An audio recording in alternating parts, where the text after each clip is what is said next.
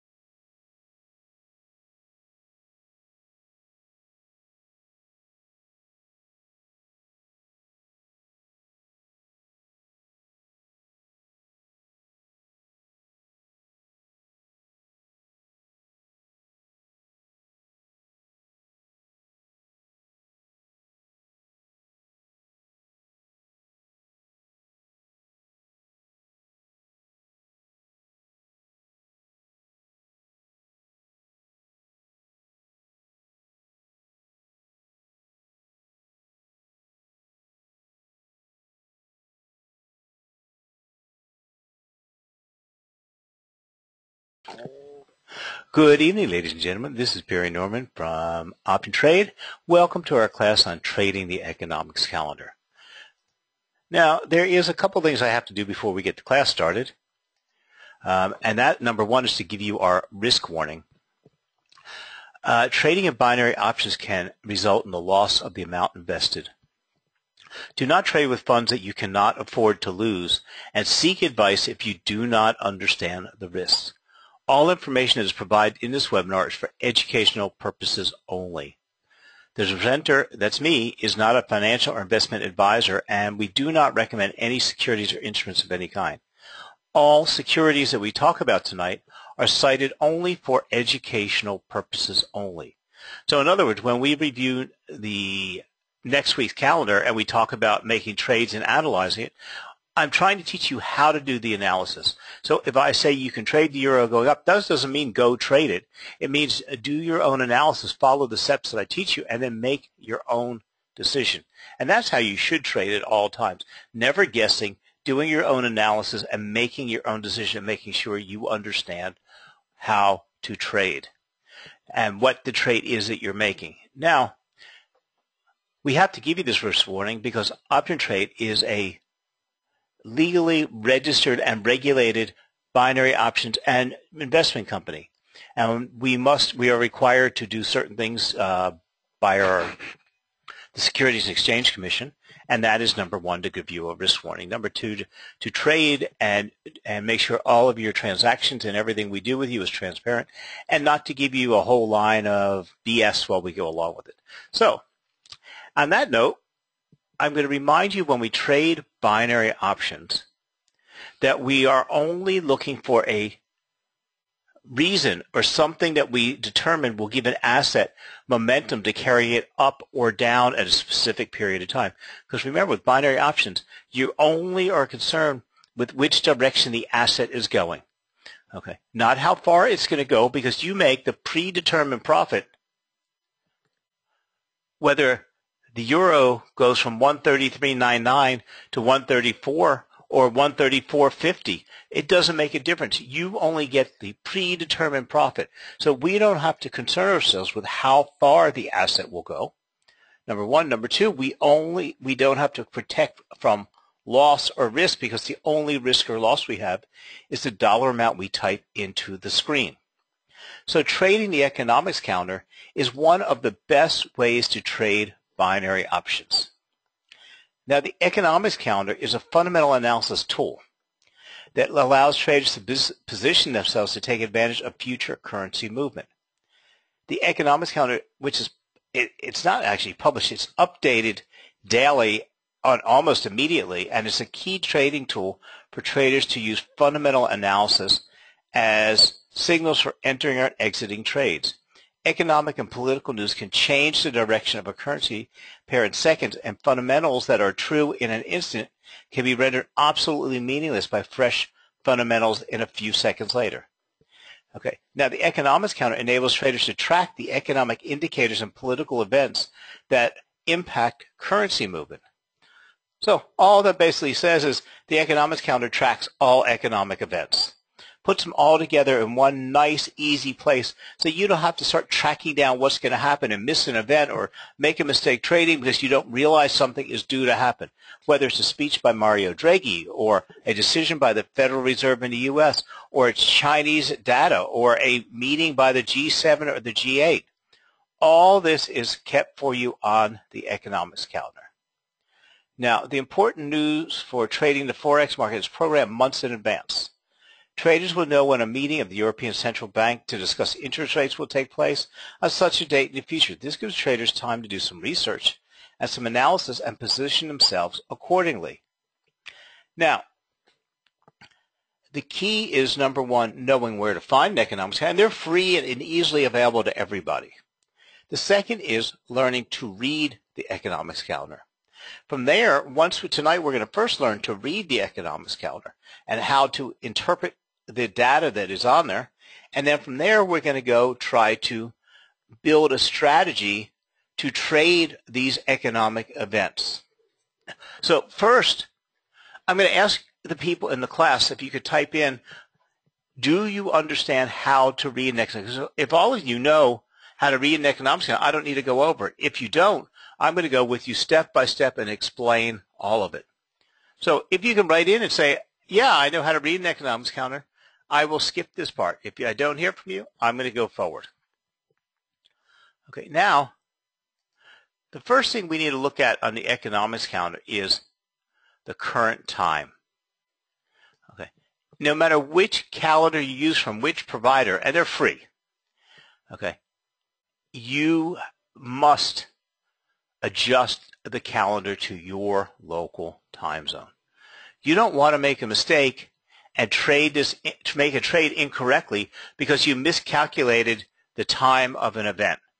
So all of them will give you either a drop-down menu or some type of a easy way to change the time of the events to your local time zone. And then you will see the time of the scheduled event down the left-hand side. And no matter which calendars you go to, and I've seen a lot of them, I can tell you over time I've seen one or two weird ones that are really not the standardized calendars where some website just makes them up and takes data from somewhere else and puts them on there, and they put them in a screwy method. But almost every calendar is laid out the same. Okay, they start out with the time in the left-hand side. From there we go to the currency that will be affected by the report. Now, not everything is affected by a currency. Like we'll have on this report, crude oil inventories. We'll have natural gas inventories. We'll have G7 and G8 meetings on this report. Those don't necessarily affect the currency, so it'll either show nothing or say, for instance, the EIA inventory will show it's U.S. because it's the U.S. inventory of crude oil, but it won't show a currency. Now, coming down the left-hand column, coming down under currency, we can see two things. We'll see the currency that's affected and then the country. Because today with the Eurozone, we not only want to see the country that's affected, we not only want to see the currency, we want to know what country the data is coming from. After that, we go to column number 3. Column number 3 shows you the importance, the impact, the tier level, or the volatility. Different websites use different words, but they're all the same because all economic events are classified in 4 levels. The fourth level is on for non-market event, non-events, that's like a speech. It's like it's like I said, it's speeches. It is G7 meetings, G10 summits, because they don't particularly affect the currency. So these will be noted on the calendar, and a lot of them have nothing next to them, or some will have a nondescript volatility level. From there, we go to the 3 specific levels of data.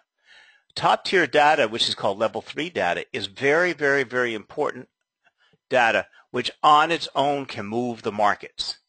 In this calendar, we see for top tier data, important data, it shows us 3 bullheads. Some will have 3 stars. Some will have it by colors. Some will have 3 exclamation marks. You can always find the key somewhere on the calendar or the legend. It tells you what these are. So this one has 1 bullhead for low volatility, 2 bullheads for medium volatility, 3 bullheads for high volatility expected. Okay. And it's not really the volatility expected. The volatility only comes if those reports do not meet expectations. So it all comes down to is top tier data, very important data to the markets, can move the currency market. Level 2 data, which is important data, but does not necessarily move the markets. But like when we had the BBA mortgages, because housing is so important in the UK, even though it's a level 2 data, it had an effect on the pound. From there, we move over to the center. This is the event that's happening.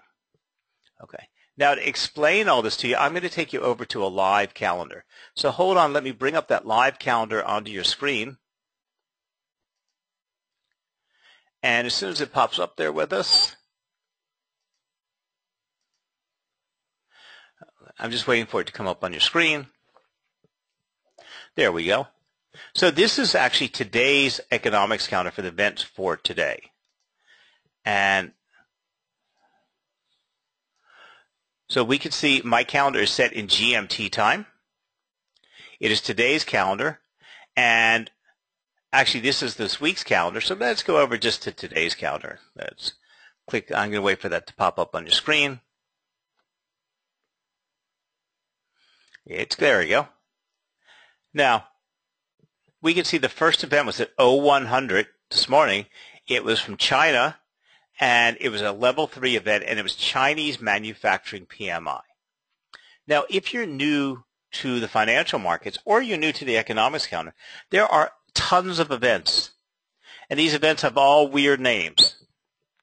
In the beginning, you're not going to know exactly what they are, and we understand that because every country sometimes names their events different. Like today in the U.S., we had the non-farms payroll report. Well, what does that tell you? This sounds like for people that don't work on farms. Well, it kind of is, but it's the important payroll report for the U.S. with the unemployment number, and we call it the non-farms payroll. In the UK, it's called claimant count. In the Eurozone, it's just called the unemployment report. So it's different for each country, different terms, but the reports are basically the same. But because we all can't figure out what all they are, especially when you're new, all the calendars will give you information. So some will have a little detail box. Others will have a hyperlink under the name. This one, when you have your mouse on the event, it lights up the whole line, and if you click on it, it's going to open up a box. And if you click under the description, it's going to describe this event. China Manufacturing Purchases Managers Index provides an early indication each month of economic activities in the Chinese manufacturing sector.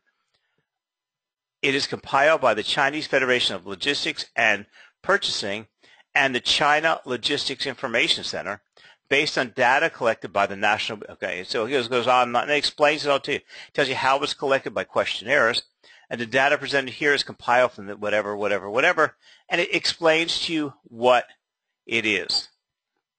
Okay, we also have a chart. So this chart details us back for the last 2 years, and we can see that 2 years ago, this manufacturing report was fairly high. It fell down, and it's been slowly getting better. But it got better in 2013. It fell way down over the winter time, and now it's been slowly getting better. So we're expecting it to climb back upward and continue improving. Okay, and we can see an overall picture of how it's been traded. Then we can go over to history, and it will show us the last 6 months reports.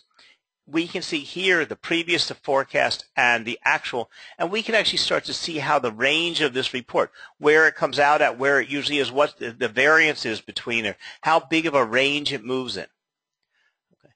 So all of this is provided to you when you open the window. So don't worry if you don't know exactly what they are. It tells you. Okay. Now, from here, we go over to the right side of the calendar. We're going to move backwards now. Previous is the data that is automatically filled in every time this report is released. Because when this report is released, tomorrow the actual from this report becomes the previous. Because the previous is just whatever the number was at the last release. Okay. So today's release was a 51.7, and the previous was a 51.0. So this will replace the 51.7. So when we look at this previous, we know that the last report released a month ago for Chinese manufacturing PMI was at 51. Okay. And it's just known that. So in other words, the U.S. unemployment report, the U.S. unemployment claims report, which comes out every Thursday, when we see the number over here, is that report what it was last Thursday. When we have quarterly reports, is what that report was last quarter. So it's just giving you information about what was. There's no analysis in it. Now, the economics calendar also is not deciding or evaluating things based on the current economic situation. It is just a set of numbers. Okay. It's not evaluating whether the reports are good or bad. It's not evaluating whether the economy is good or bad. What we have is just a number, what last report was. From there, we go to the forecast. The forecast is ultimately important. The forecast tells you what the markets are expecting the report to be at the next or this coming release. Now, because the forecasts are so accurate that the markets actually adjust the price of the currencies and commodities ahead of time to the forecast. Now, these forecasts are done by surveys. The surveys are done by very high-end professional agencies who specialize in this market. The surveys are also done through trade professionals. They're not going out and standing in a shopping mall and asking everybody what they think of manufacturing.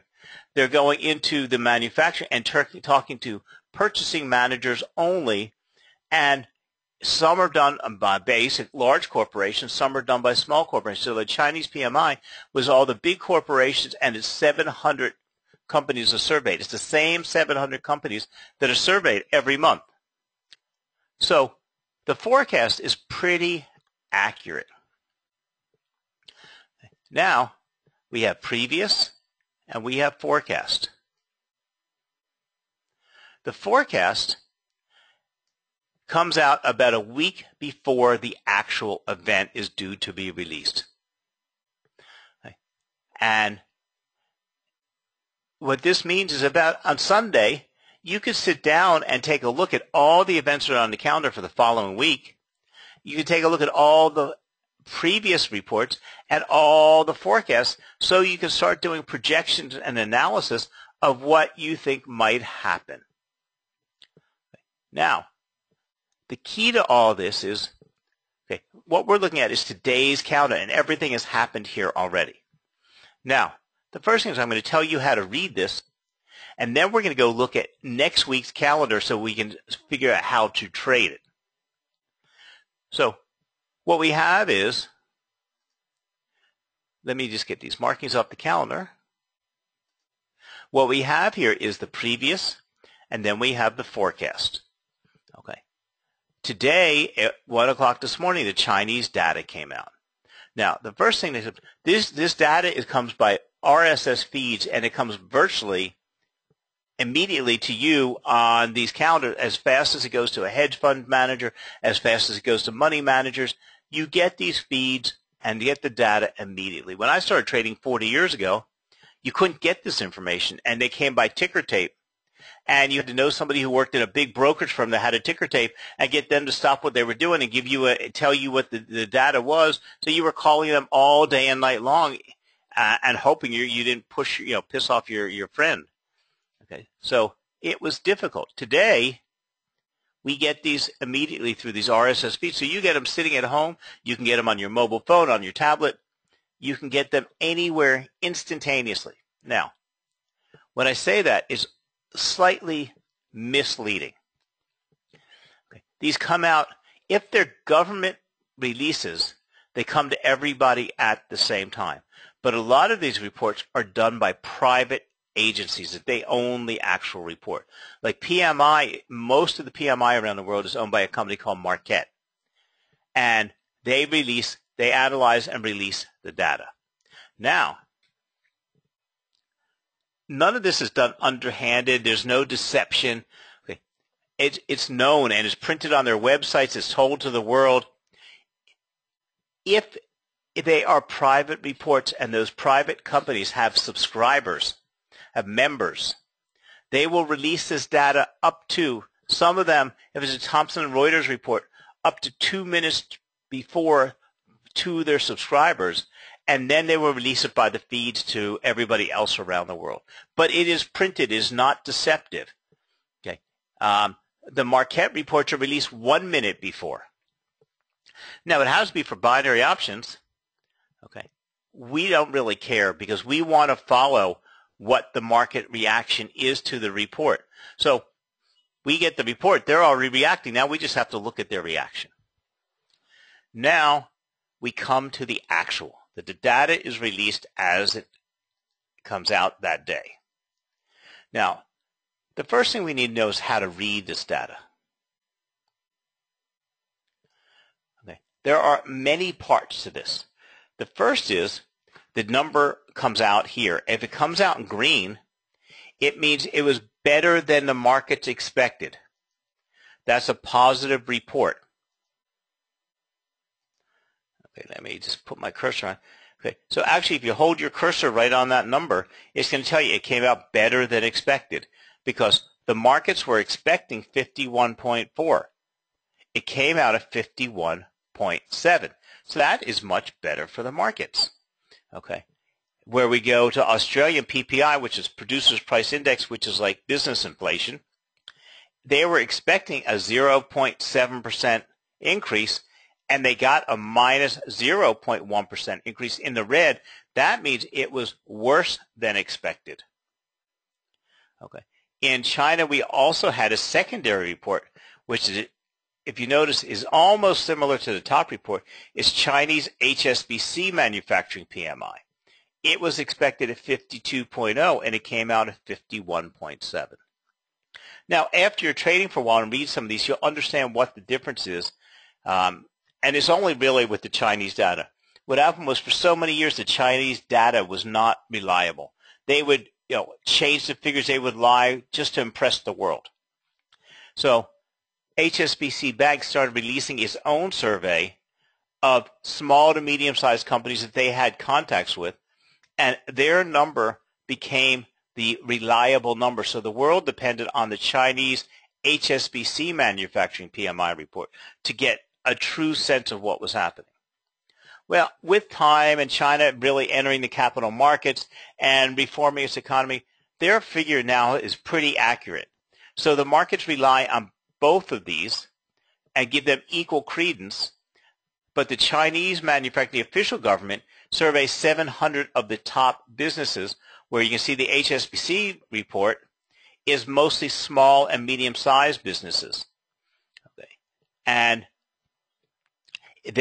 so there's a difference in the number because they report 430 purchasing managers compared to 700, and they don't have access to the largest manufacturing companies.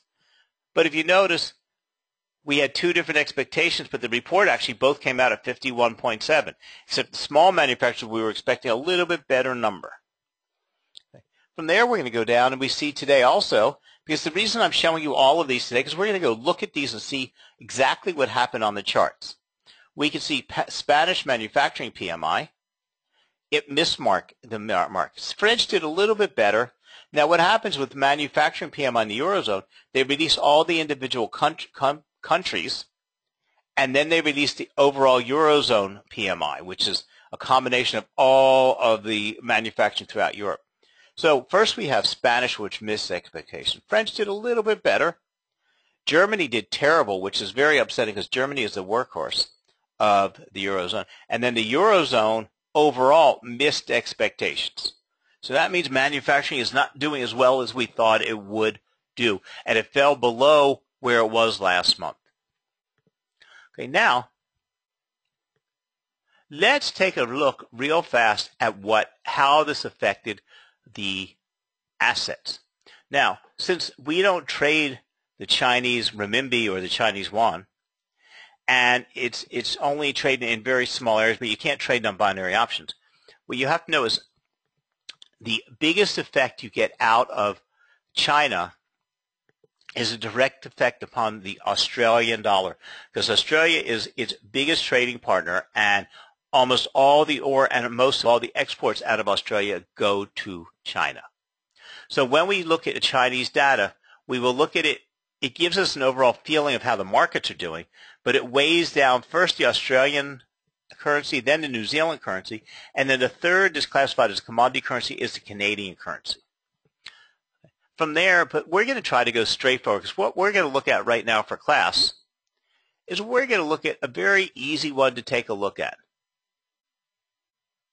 We're going to look at manufacturing PMI for the Eurozone.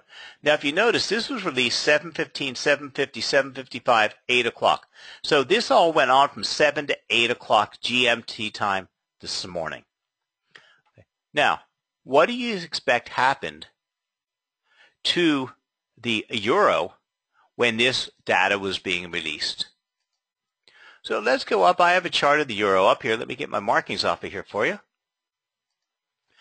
And let's take a look at 11 o'clock this morning, okay, when this data started hitting the wires.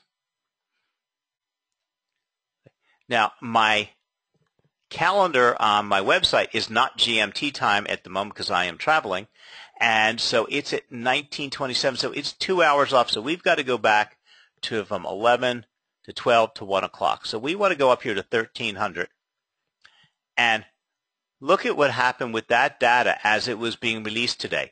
The euro plunged straight down. Oh, I'm sorry, I'm on the wrong day here. This is the 1st of August. Let's get that off the wrong place. And let's get over here to today. And let's go see where the euro, it didn't plunge as hard, but it did plunge. Hold on a minute, let me turn off my marker here. Let's find it at, there we go.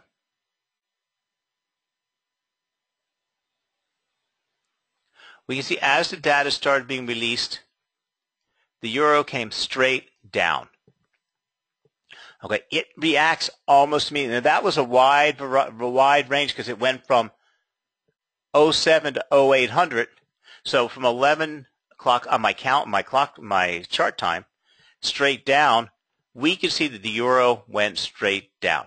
Now, because there are all kinds of things that influence the market, this would give you a trade when this release came out. It won't give you a trade 2 hours later because the markets adjust, they react. There's constant flow of stuff. So the nice thing about the economics calendar is we can learn to set things up, review them ahead of time, sit down on Sunday, write all of our trading rules, write what we think is going to happen, what the forecast is, to decide whether we're going to think it's going to, what levels will be market negative, market positive, market neutral, and what we think the asset will do if the report misses forecast or exceeds forecast. And all we have to do is sneak out for a cup of coffee at work, pull up the platform on your mobile device, pull up the economics counter on your mobile device.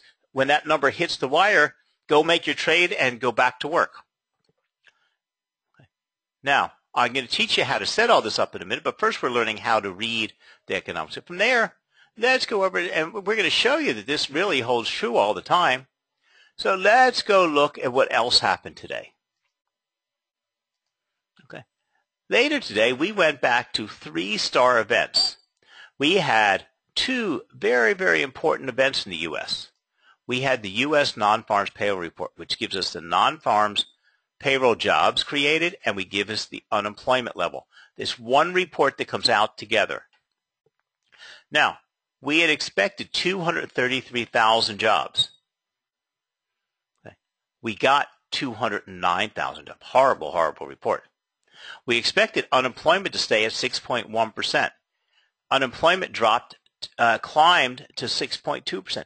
Now, with the U.S., that's not a significant number because the mathematical calculations coming with unemployment have a way of shifting 1/10 of a point and readjusting next month. It's just a matter of a statistical anomaly. But the markets don't make a major reaction to that. But that, combined with the 209,000 jobs missing by 24,000 jobs, is a significant weight on the U.S. dollar. So what would we have expected when this report came out at 12:30 today? We would have expected the dollar to die and the euro to skyrocket. Okay. Or what happens when the dollar falls, the euro climbs. So let's go back and look at the chart and look at what happened here. Okay. This is right when the report came out. Right here. Let me get my marker back on here. And look at this. Look at that. Now, I had a live trading event. We trade this live, but this was textbook classic. Okay. And this is what happens over and over and over again. So now we have to figure, now that we know this happens, we have to start building a strategy. Now, you can either trade from the economics counter or not. You should always be aware of the economics counter because no matter what strategy you're employing, what decision you're making, if an economic event's about to happen and you don't know it, it can mess up everything you are doing. Because look at this. If you were looking at the euro earlier today and watching it fall here and then watching it stay down, you might have thought the euro was going to go down the rest of the day, and it probably would have, except this report was so bad that it turned around and reversed everything you might have been trading. And if you didn't know this report was due out and you made your trade, you would have lost your money in the blink of an eye. Where when you look at the economics calendar, even if you're not using the economics calendar to trade from, it would have given you an alert saying maybe you should enter the markets right now because something's about to change. It could support it one way or another, but something's about to happen. Now, let's talk about how to trade from the economics calendar, how to build a strategy. So let's go back over here to let me bring the economics calendar back up on our screen. Now, the first thing we want to do is we want to use filters. Now, like I explained to you, level 2 data can affect the markets, but it's level 3 that is the ultimately important data. Now, a lot of reports have sub-reports that are part of that report. So if you notice, like in PMI, that's all the reports, the individual countries' reports with huge amounts of data being released. And like I said, it takes about 15 or 20 minutes for them to release each one. It's only the headline data that we see here, and most of these countries are level 2. But if all the level 2 countries had negative, together, cumulatively, it weighed way down. Now, you see that German PMI was more important than the Eurozone PMI because Germany is the workhorse of the Eurozone.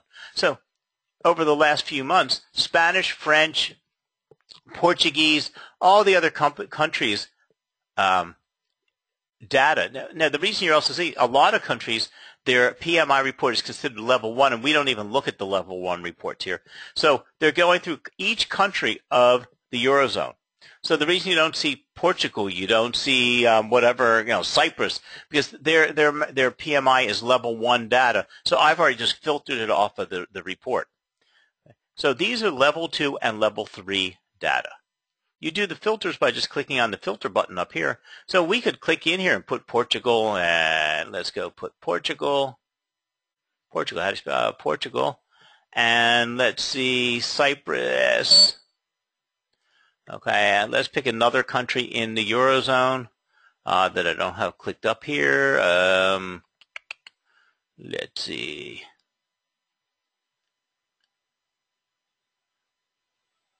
I'm just trying to remember who else is in the Eurozone. I should know them all off the top of my head. Let's take Greece. Okay, and we're going to add in level 1 data. And you see when we do that, the reports go on. Just today's reports are that long. But if we go up here to the PMI data, we can see in here that there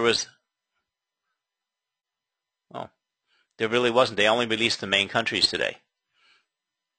Okay, but we can see there was tons and tons of data. So let's go back and filter this off of here.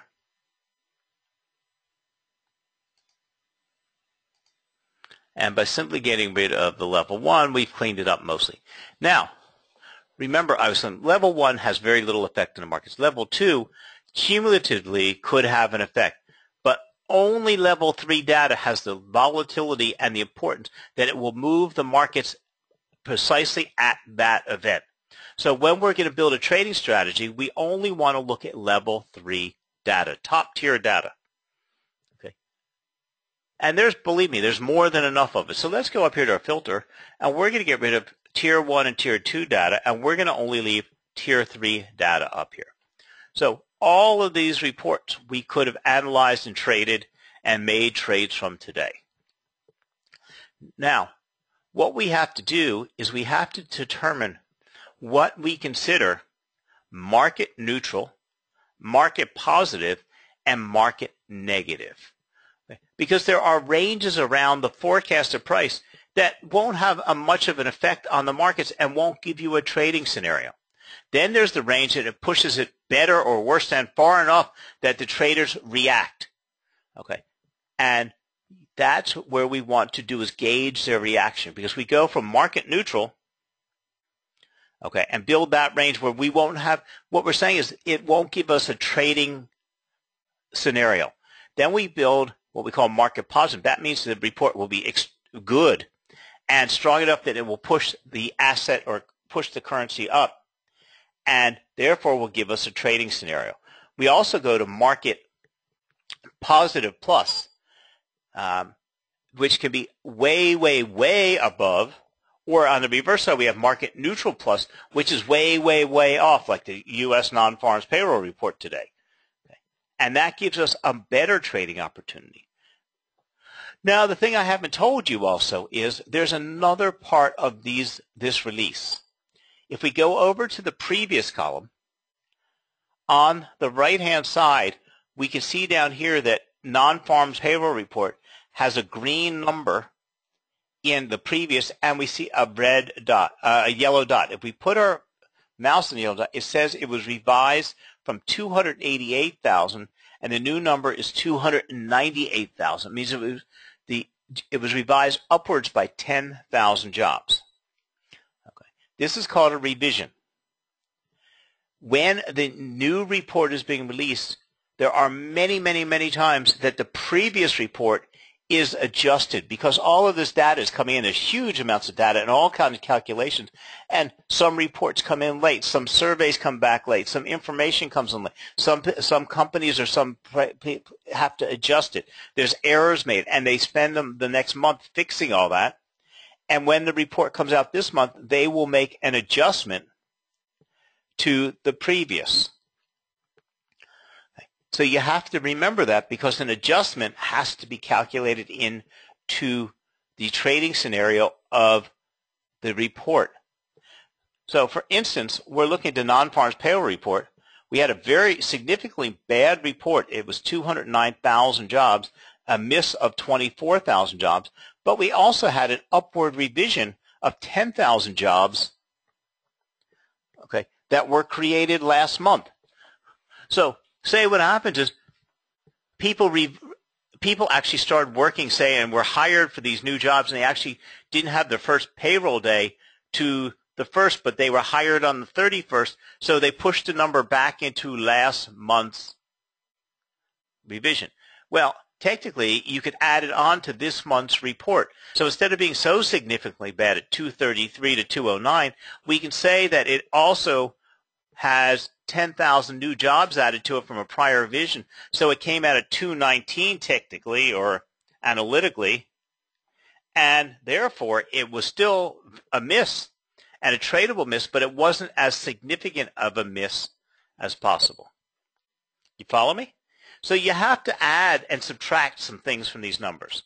Then, like I said, unemployment is part of the same report, and unemployment, when it ticks 0.1% in either direction, isn't a major catastrophe, or if it went down the other way, it wasn't a major event. Now, it supports the number up above. So in this case, we had the 209, which was a significant miss from the 233, and we had the revision upwards here. We had the 209 here, which helped make this less as bad. But then we had the drop or the climb in unemployment, which offset this. So we're back to a fairly weak report. You follow me? Everybody with me and understand? So what we have to do is we have to be able to build what we expect and then what we get. We do this by building what we call market neutral, market positive, and market negative. I'm sorry, let me just clean this up here.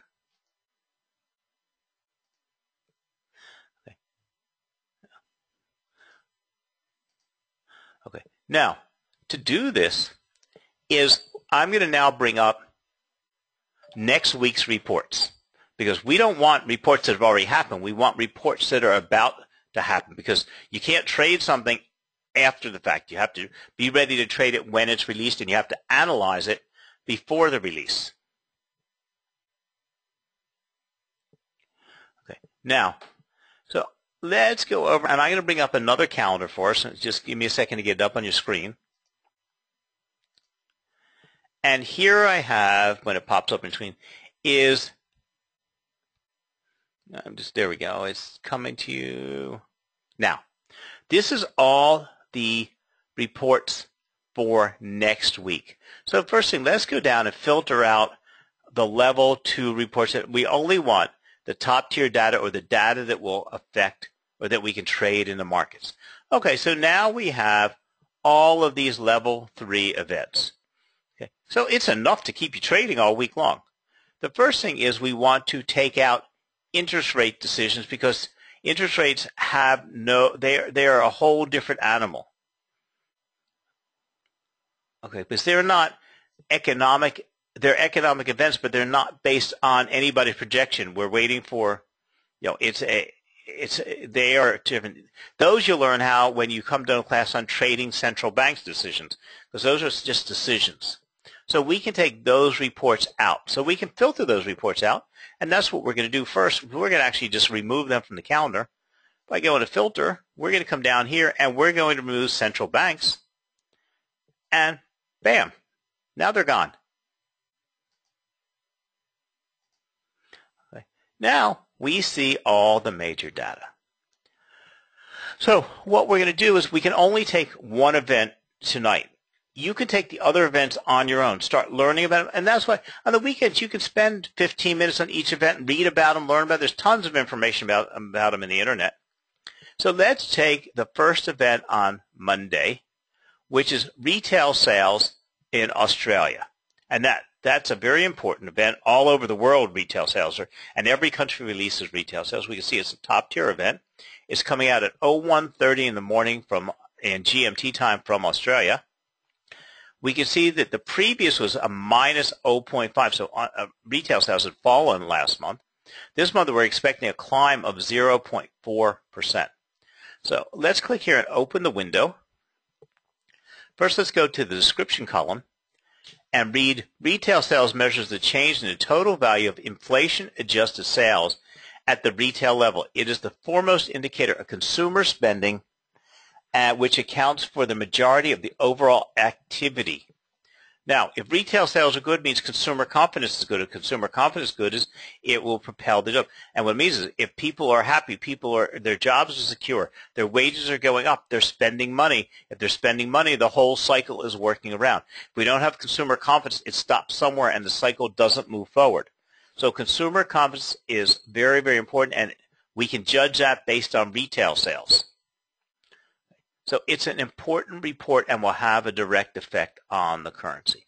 Now, let's go see what happened here. We can see that retail sales were steadily moving upward for the last year, and then it looks like about March, they came crashing down, and they've been falling ever since. So it's weighing very heavily on the Australian dollar. And this report will be very significant if it reverses the course and starts climbing back up. We can see if we put a line across here that the overall, this is somewhere about the average. So we have about a 0.5% increase on a regular basis. So this gives us some understanding of what to expect, because this is what we have to know in order to build the market negative, market neutral, market positive, because we have to then start figuring out where we can expect this range to be. Now, from there, we also have to see how this report comes out. Does it move in 0.15, or is it only in whole numbers, or only in 0.10? And what is the range that it actually moves in, and what's the variance that it usually has from from forecast to actual? So we can see here now that this report, and that's the thing about retail, it can jump several tenths of a percent, but it only moves in 0.1%, and it's a very, very, very tight range. So this tells us that when we build our market neutral territory, we're not going to have much of a range. So this tells us right off the bat it's going to be a very, very small range. So what we're going to say is that if this report comes out at 0.4%, that is market neutral and it will not be tradable. Okay. If it comes out at 0.3% or lower, it will be a market negative, and we will see the Australian dollar go down. If it comes out at 0.5%, we will see the Australian dollar go up. But if it comes over at 0.6% or higher, that's going to give us a market positive plus. If it comes below 0.2%, it's going to give us a market negative minus. Okay. Now, the difference is when you go into market negative, you will most likely get a nice 15-minute trade going in the direction that if it's market positive, up, if it's market negative, going down. If it comes over into the market negative territory, market negative plus territory, or the market positive plus territory, you will also get a 60-second trade because the markets are going to have a very harsh immediate reaction. If it comes over to market negative plus or market positive plus, you can get a 60-second trade in, but then you want to sit tight because what's going to happen is you're going to have this immediate reaction, and it's going to push the currency in a very significant way past where it should be trading, either up or down. Then you have to wait a minute or two more and let the markets adjust. When you see the markets adjust, and what you have is a three-part scenario. You have an immediate reaction, you have an adjustment, and then you have the correction.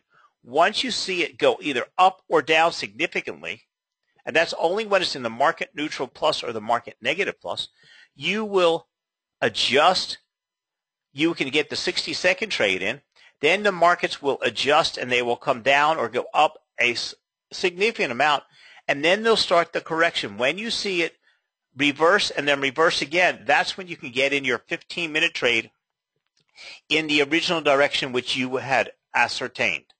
Now, if it just comes in market neutral or market positive without going over to the plus territories, you can just make your trade off of there. It's just when you come out in far variances, there is a very harsh reaction in the market.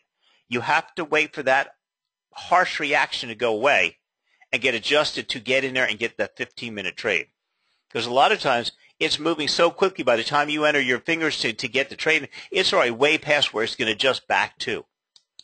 So that's why you can set up ahead of time and be ready to trade that 60-second trade so you can hit that button really quickly because it is cascading up. Just like you see today with the euro, the U.S. dollar when the non-farms payroll came out, this cascaded all the way up. But now today, because the report was so bad and there were so many factors, it didn't even make it adjust. Now what we see is right now we are getting an adjustment. And it's coming back down, and it will probably still pace down a little bit because it's way too significantly high at the moment. Okay. So you have to be able to decide market plus, market negative, and decide how you're going to react. And that's why you will sit down ahead of time and build your trading plan, and you will actually build these territories and decide at what points you will act and what points you'll react and how far you will set them up. So you build your market neutral. Market neutral means no trading. Market positive and market negative say 15-minute trades. Market negative plus says a 60-second trade, wait for the correction, and then trade it. Market negative plus says the same thing. Now, there are times that you have a disastrous report, which is what we had today with the non-farm. And you can say if it is so low, or so high that it's just going to give us, let's get in, and it can be so erratic that you can say, I'm just going to take a 15-minute trade and stay away from the 60-second trade. Or you can get a 60-second trade backed up with a 15-minute trade. Okay. Either one you can do, but you have to build these territories. So what you do is you build these territories on Sunday when you have time to sit down and look at the calendar for the week. Build them for all of the assets. Okay. Analyze them all, spend your time building your territories, and then all you have to do is, you know that this report is coming out at such and such a time. Get your mobile set up or get your PC on. If you're sitting at your desk and working, get it up on your PC and make sure when you're talking on that phone conference, you just look up and see what that report is, see what the report is, click your buy or your sell button on that asset on the trading platform, and just continue with your work for the day. It is that simple. Now, this is the first in this class for option trade. We will be teaching this class again, I think, in 2 more weeks. When I do, we will pick up a little farther down. Each class we will get a little bit farther forward. So this class has also been recorded. In a few days, it will be available to repeat and watch. But you have to practice building these market neutral, market negative, market positive territories. You have to also go back and just go. The nice thing about trading the economic, you don't have to actually make these trades yet. You can go on the platform, watch the results, you can go back, a day after the events and go back and look and see what the events came out, where they would have been in your strategy, and what the markets actually did and how the reaction was. Okay, so you can practice all this over and over again. Try it many times before you're ready to invest your money. Then when you figured out how to build these territories, write them on a piece of paper. Sit down and write your whole week's worth of trading and figure out what you do for all of these events, and then be ready to trade them and practice for a week. Practice for 2 weeks. And then when you've got them all down right, because it is a little bit of personalization when you're figuring out what these territories are. But you want to figure out far enough that they're safe so you get the right trades in. Okay, and on that note, I'm going to say goodnight to everybody. Wish you a great beginning of August, and hopefully I will see you in another class soon. You have a wonderful night now, and take care. Bye.